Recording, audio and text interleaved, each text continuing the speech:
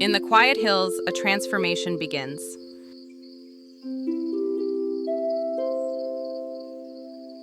For tea to become matcha, it must first escape the sun.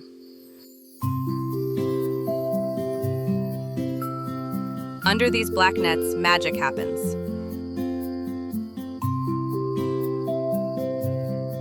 The tea plant, starving for light, produces less bitterness and loads up on L-theanine,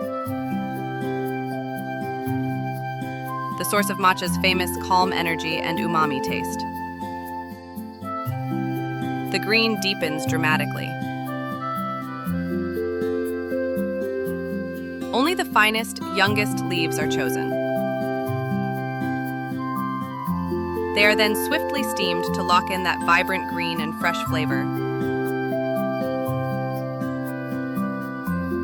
Then carefully dried and stripped of all stems. What remains is tencha, the heart of matcha, not yet powder. Now, the final metamorphosis.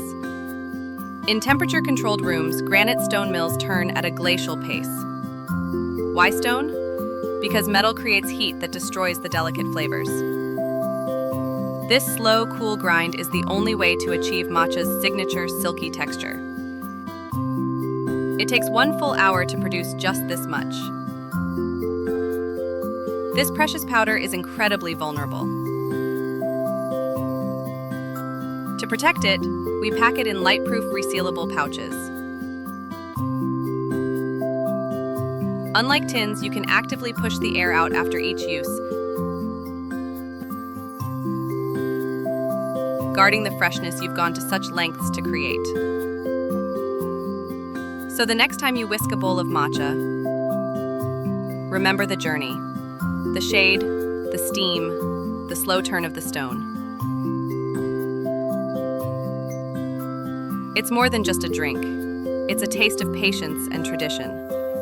Experience the journey. Taste the difference.